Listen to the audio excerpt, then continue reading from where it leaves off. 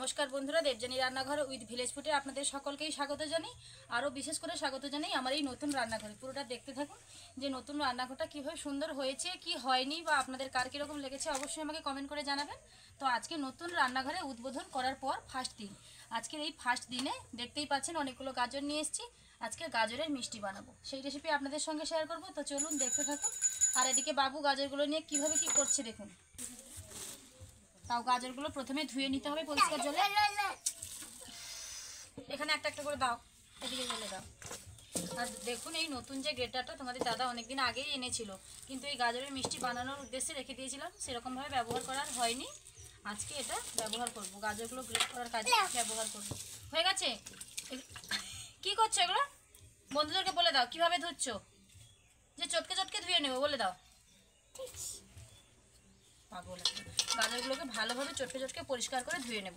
বাজারের গাজর তো অনেক ময়লা থাকে গাজরগুলোর মধ্যে, যদিও এই গাজরগুলো খুবই সুন্দর, দেখেই মনে হচ্ছে কোনো ময়লা নেই, একদম পরিষ্কার গাজর। গাজরগুলো ভালোভাবে ধুয়ে নিয়েছি, একে একে জল। ও আমার অর্ধেক কাজ করে দেবে, এখন থেকে ওই হেল্পিং হ্যান্ড হয়ে গেল। গাজরগুলোর পেছন আর মুখটা ভালোভাবে ছুরি দিয়ে আমি কেটে দেব।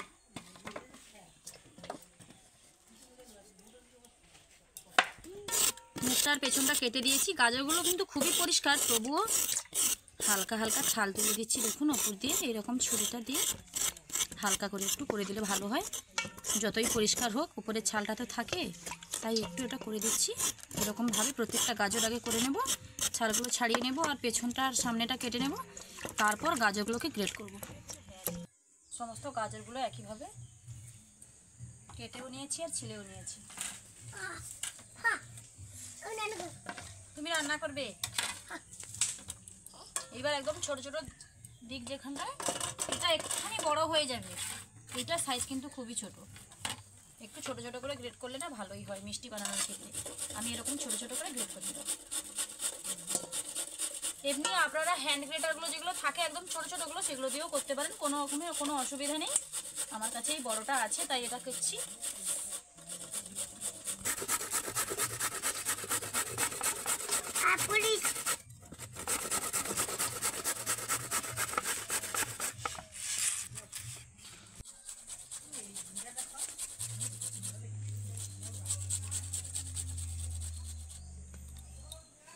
গাজর গ্রেট করতে করতে আমার হাত ব্যথা হয়ে যাচ্ছে।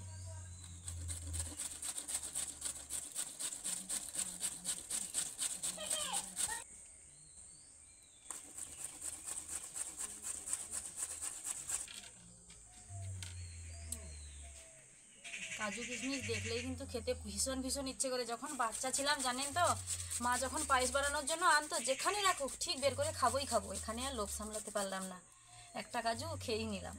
দেখুন গ্রেট করা হয়ে গেছে। গ্রেট করা হয়ে গেছে, ভেতরটা দেখুন একদম ওপর পর্যন্ত উঠে চলে এসছে গাজরগুলো। এটাকে ধরে সাবধানে উঠাতে হবে। মাঝখানে একদম পর্বতের মতন হয়ে গেছে, চারিদিকে সব ছড়িয়ে পড়ে গেল। দেখুন কতটা হয়েছে। আজকে বেশ অনেকগুলো মিষ্টি কিন্তু হবে। বাক্সের মধ্যে যা ছিল সব পড়ে গেল। আর বাবু এখানে গামলাটা ময়লা করে রেখেছে। আমি গাজরটা গ্রেট করে ওখানে রাখবো ভেবেছিলাম, ছেলেটা এত দুষ্টু। গ্রেট করা গাজরগুলো একটা থালার মধ্যে নিয়ে নিচ্ছি, মাটির থালার মধ্যে।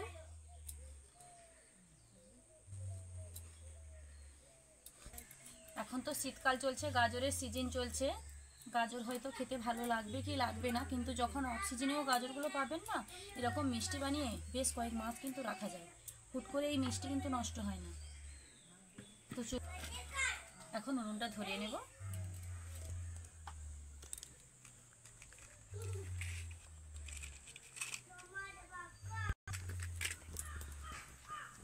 আর এই নতুন উনুনটা আপনাদের কীরকম লেগেছে অবশ্যই কমেন্ট করে জানাবেন। কড়াইটা বসিয়ে দিলাম।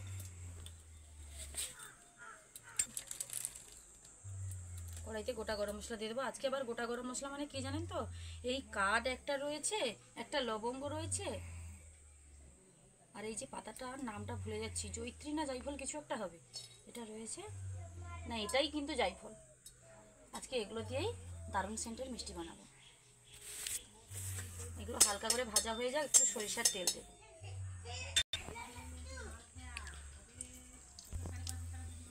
সরিষার তেল দিয়ে দিলাম। খুব বেশি তেল দেওয়ার কোনো প্রয়োজন নেই, জাস্ট গাজরগুলো যে একটা সবুজ সবুজ গন্ধ থাকে গাজরের, সেই গন্ধটাকে দূর করার জন্যই তেলে ভাজতে হবে।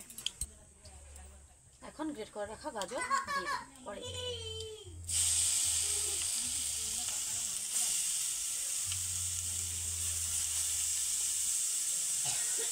দিয়ে হালকা আঁচে গাজরগুলোকে বেশ কিছু সময় ধরে ভেজে নেব। তারপর পরিমাণ মতো লবণ দেব। গাজরের মধ্যে কিন্তু বেশ খানিকটা জল রয়েছে। হালকা আঁচে নাড়তে নাড়তে গাজরটা প্রায় একদম শুকনো শুকনো হয়ে আসবে, তখন অন্যান্য উপকরণগুলো দেবো। দেখুন কোথা থেকে ছুটতে এসছে একটা চোর, বসে গেছে কাজু কিশমিশ খেতে। আহা জাদু লাগছে, বাতাসটা কখন এদিকে চলে এসছে। কি গো, তুমি কি আমার মতন হয়েছে এরকম কাজু কিশমিশ খেতে প্রচুর ভালো লাগে নাকি? একটা কাজু কিশমিশ নাও, হাতে নাও। না নাও, দিয়ে বন্ধুদেরকে দেখাও তোমার খেতে কতটা ভালো লাগে। পরিমাণ মতো লবণ দিয়ে দেবো। মিষ্টি জিনিসে খুব বেশি লবণ না দেওয়াই ভালো, জাস্ট হালকা একটু লবণ লবণ থাকবে, সেরকমই ভালো লাগবে। গাজরটা প্রায় অনেকটাই শুকনো শুকনো হয়ে এসছে। দেখুন তার যে একটা কাঁচা কাঁচা গন্ধ আছে না, গন্ধটা কিন্তু চলে গেছে।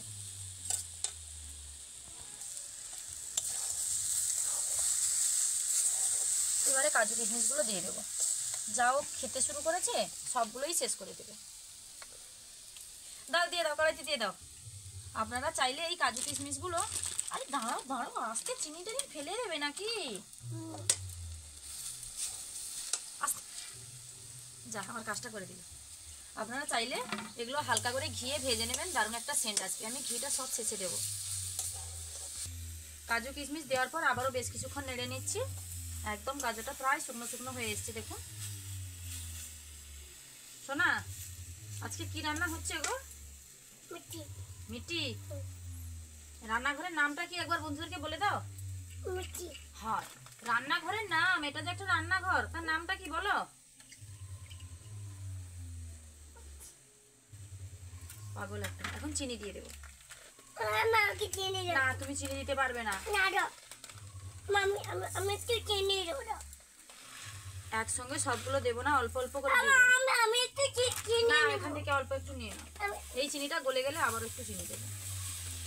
আর এই চিনিটা দিয়ে যখন নাড়বেন তখন উনুনের আঁচটা কিন্তু একদমই কমিয়ে রাখতে হবে।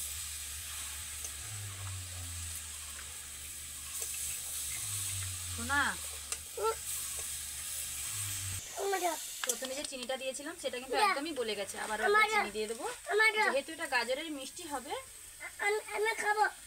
ঠিক ঠিক মিষ্টি নয়, এগুলো লাড্ডুই বলে, সেক্ষেত্রে একটু বেশি মিষ্টির প্রয়োজন। নাহলে পাক করতে গেলে লাড্ডুও হবে না, আর মিষ্টি না হলে খেতেও ভালো লাগে। শোনা দাঁড়াও, ছেলেটা কি যে করছে না।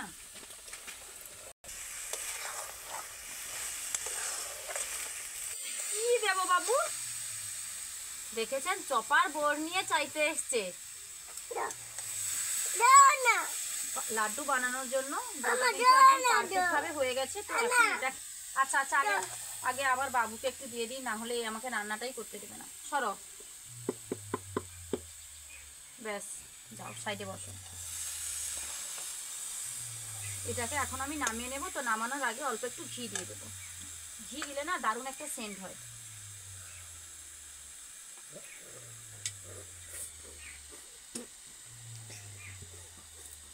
সোনা ঠান্ডা করছো? আচ্ছা,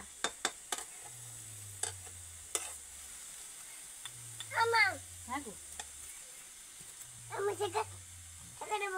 এগুলো এগুলো তো ঘি, এগুলো ঘি, এগুলো তুমি খেতে পারবে না। না বাবা, আমি ঘি এগুলো দিই লাড্ডুতে দিই, তারপর তো খাবো। দিয়ে আর অল্প কিছুক্ষণ নাড়বো।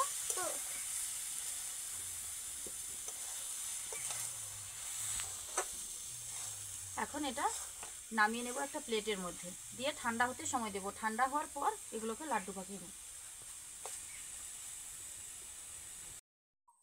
দেখুন নামিয়ে নিয়েছি, আর এটা ঠান্ডা ঠান্ডাও হয়ে গেছে, খুব বেশি ঠান্ডা হয়নি, উষ্ণ উষ্ণ গরম রয়েছে। সেই পর্যায়ে এখন আমি লাড্ডুগুলো বানিয়ে নিচ্ছি। খুব সহজেই বানানো হয়ে যাবে। দেখুন দুটো হাত দিয়ে হালকা একটু চাপ দিলেই দারুণ সুন্দর লাড্ডু বানানো হয়ে যাবে।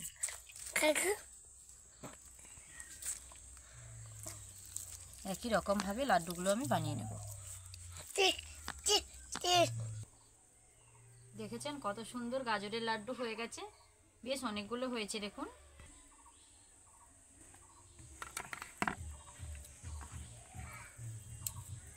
তাহলে বন্ধুরা, আমার এই গাজরের লাড্ডু রেসিপি যদি আপনাদের ভালো লেগে থাকে প্লিজ লাইক কমেন্ট ও শেয়ার করতে ভুলবেন না।